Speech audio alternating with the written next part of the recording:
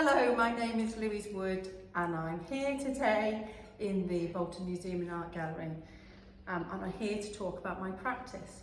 I'm predominantly a ceramic artist and my work is predominantly to do with people's relationships to the buildings they live in or communities' relationships to the area they live in. So I've interviewed people like miners about their response and their experience of being miners, but their response to regeneration in the area they live.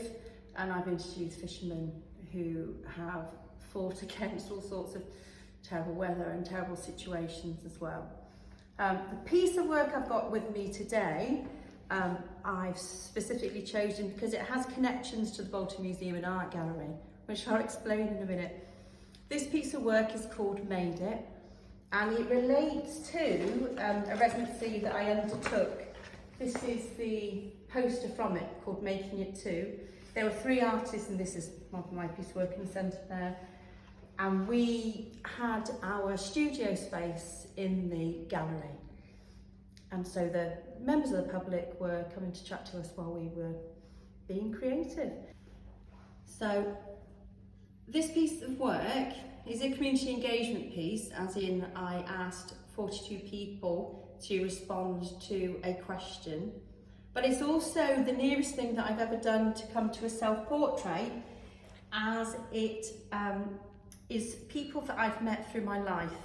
So it was people that I felt accomplished things, people that had really lovely human virtues, had cared for people who had terminal illness, people who had great achievements within their life.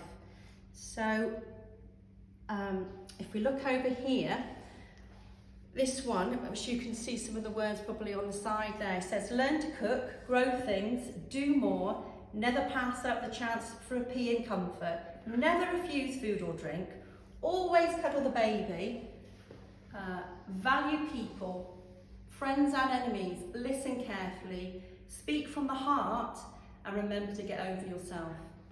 Those words are from Susan Clark, who's a founder member of B Arts, a participatory arts organisation in Stoke-on-Trent, and she's someone I came in contact through my work in Stoke-on-Trent as an artist.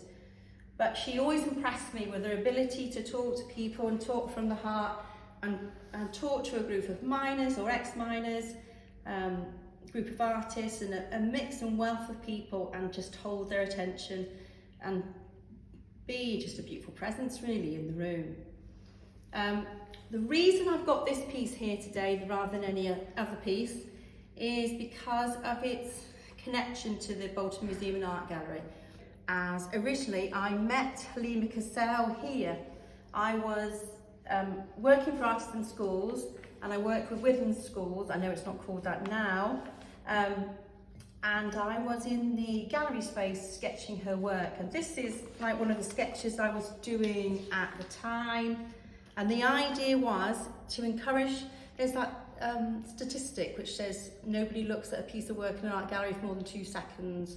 They're all too busy wanting to take the whole lot in, the whole experience in, that they actually don't study anything. So the idea of this was that the children would actually spend some time just really closely looking at her work. So they were all part sections of her work within the museum space.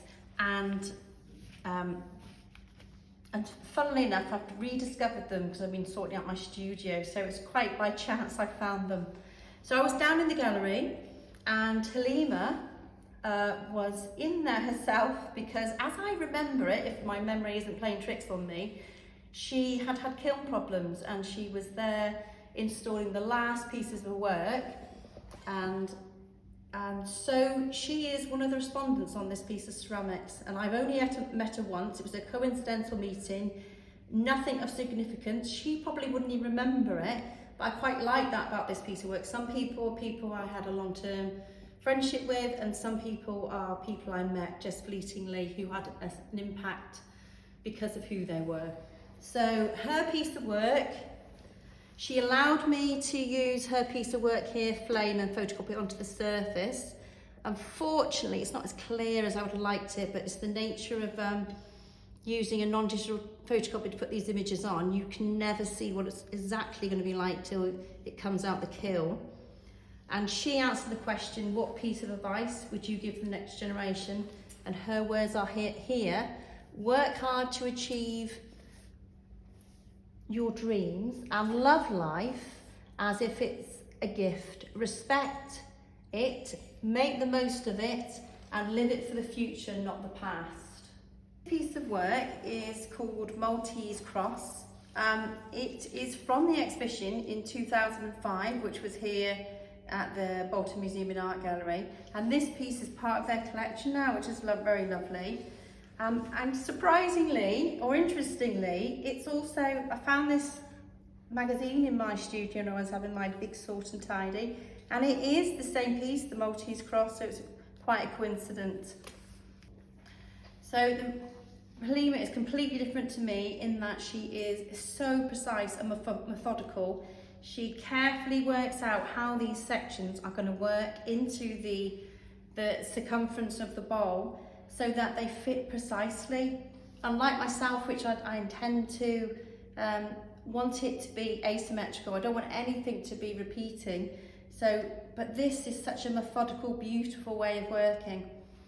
I always feel with Halima's work that it must be so tempting as a small child to wish to pump your little finger into the crevices, because it is so well carved and so deeply carved. In my head, I always hesitate calling her work decorative, and I think it's because they're such solid pieces of work. It's such a thick diameter all the way around that I hesitate, because it's such a characterful, weightful piece. It's not a fragile, delicate thing, and I think that's why I hesitate calling it decorative, although of course it must be called that. Halima's work also, when you look at her, she makes them in a former, and I heard her speaking on a YouTube video about that she doesn't think about the difficulties when she comes to carve. She doesn't think, I won't do that, that's too difficult. She'll go about her initial idea and then work with the complications, because clay is such a difficult material. You know, how she hasn't ended up where it's so much thinner, it cracking, because that's the nature of the material, and it's to her credit really, isn't it, that she ends up with such superb work. I also like, I've been looking closely today, I also like how inside Halima's work, if you get a chance to see this piece, although it's so very precise, she's left, there are grains of the clay, so it's like the potter's hand or the artist's hand is still so evident, because there are grains of the remaining clay still inside.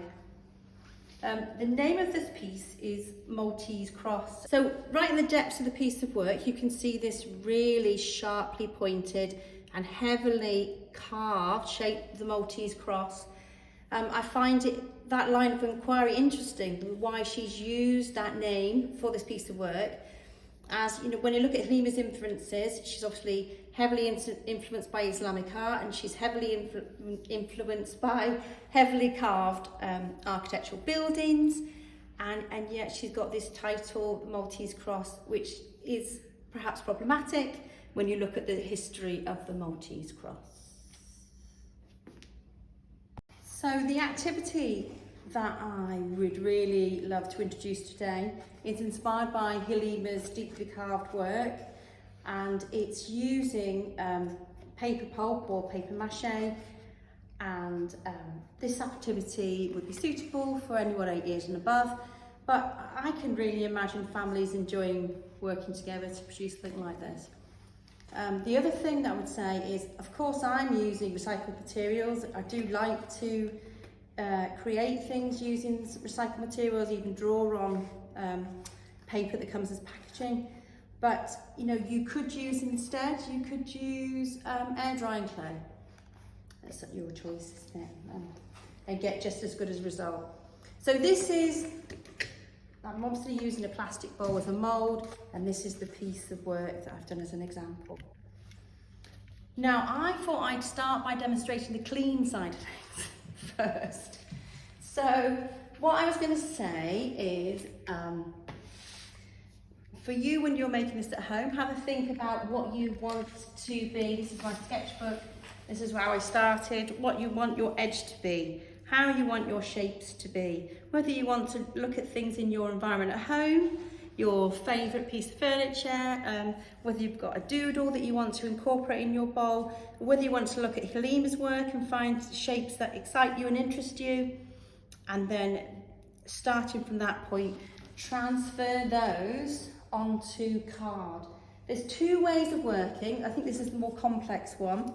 So this involves scoring, and I've just been using scissors for this. I think it's less dangerous.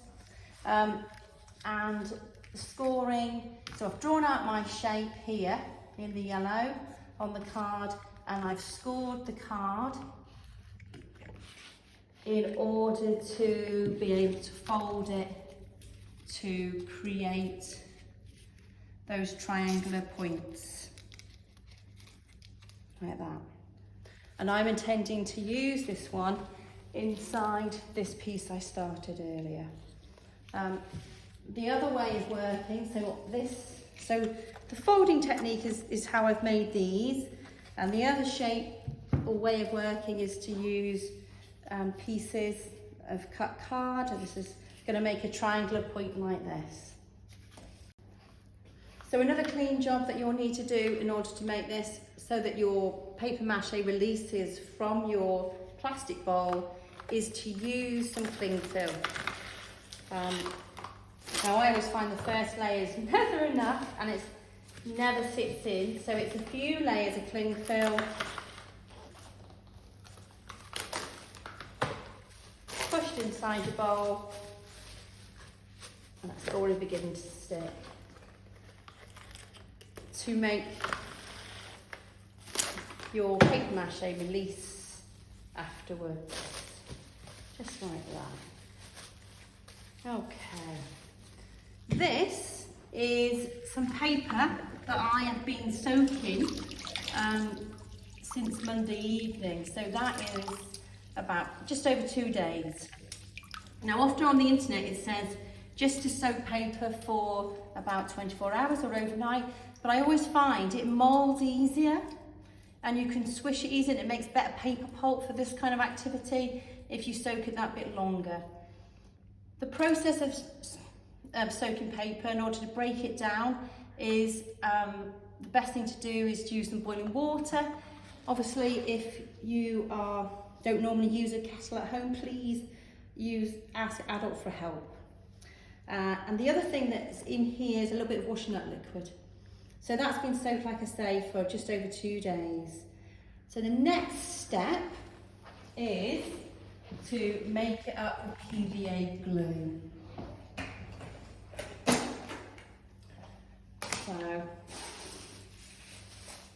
what we're doing is you're putting your hands in and squeezing out as much water, breaking up the paper as you do so, squeezing out as much water as possible so you can see the imprints of your fingers, and adding it to whatever bowl you're using.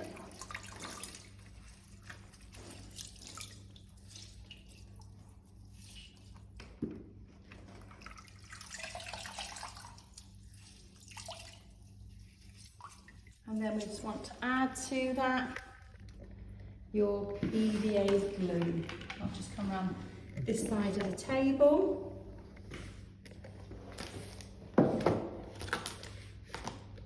PVA glue.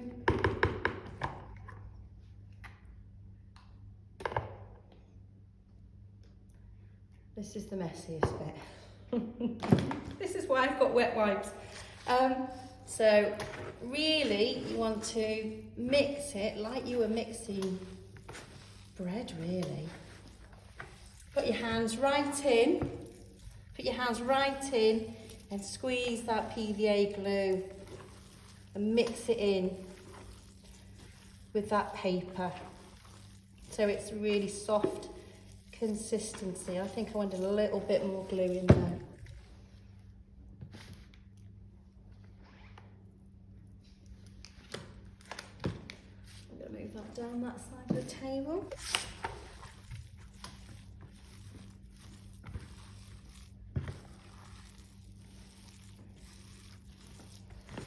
okay. So it's really soft, sticky consistency. Now, it sounds silly, but to work with it, I find if I've got too much glue on my hands, it's not so easy. So I'm going to wipe off the excess with some white. So I just started making this one up. It's got the paper mache on it already in the bottom here. I find it easier just to press it in and then press it onto the next piece.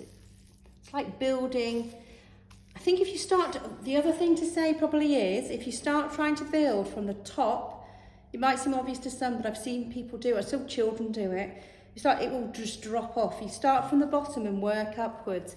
It's a much more methodical, but it's a much more successful way of working with paper pulp. I'm going to add a little bit more in there. Now I'm going to try and do two things in here. It may be that I don't quite have the space for it. I want to demonstrate two things to you before I leave this. The first is I want to show you this. So to put your shape in, you are pressing it down into your paper pulp, and then you're fixing, and this might be where it's useful to use two people, one to hold the cardboard and one to apply the pulp, and you're building up wedges of paper pulp along the side or at the bottom. And it's amazing how quickly it begins to hold, look. I'm going to put a bit down inside there.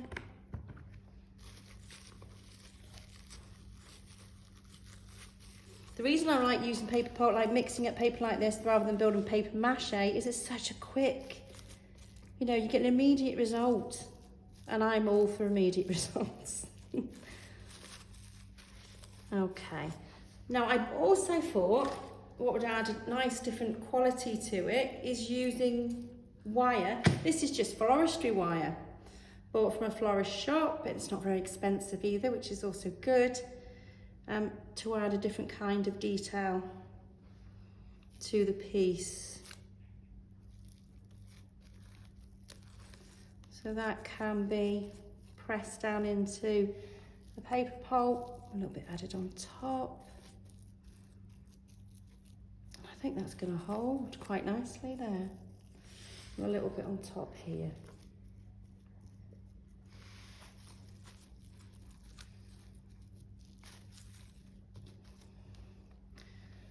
Right, the final section that I wanted to do is to place this into the bottom.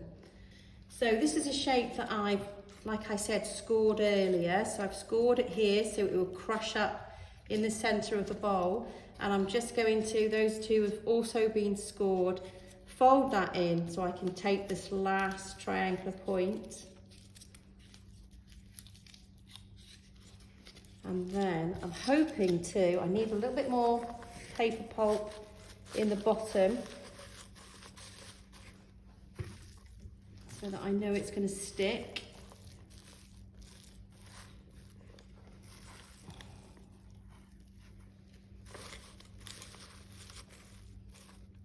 I think you can get away with this. If you want your walls to be thin in an area, you can get away with it. The only reason you need it to be thicker is if you, like I'm doing now, you're pushing the cardboard into it, because paper mache is actually quite, even when you use glue and tissue, it holds its form. Right, so I'm going to push this into the bottom of the bowl.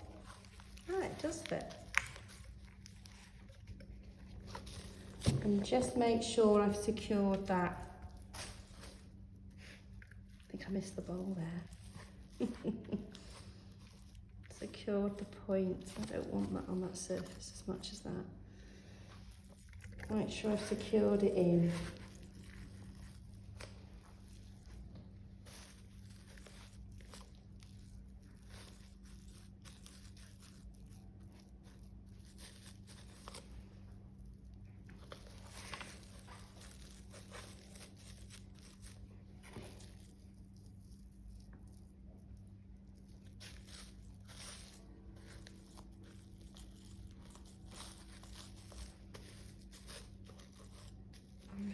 feel that point there.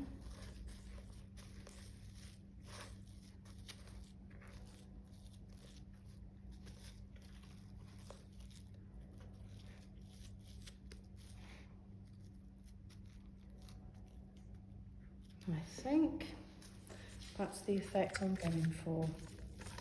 Right, so I really hope you enjoy making your own version of this Helima Cassell inspired bowl, and you find the activity not only messy but enjoyable. Thank you very much. Bye. Thank you. Okay, you will need for this activity some shredded paper. You can use office shreddings. It is sometimes quite nice to use coloured paper as well, because obviously it's going to give you a different effect. You will need a large container in order to soak your paper, and I've also used a stick in order to be able to mix it, or a wooden spoon or something similar. You will also need a container to be able to mix your PVA glue and paper together. You'll need a plastic bowl or similar item that you can use as a mould. You'll need some cling film. You're also going to need PVA glue in a fair quantity of PVA glue, maybe a litre container or 5. You're going to need a pair of scissors, a ruler, sellotape. Now you're also going to need cardboard. I've used packaging cardboard, but if you are working with younger children, it might be a good idea to use cereal boxes, as it's easier for them to cut. And there is the option of using forestry wire for extra details as well.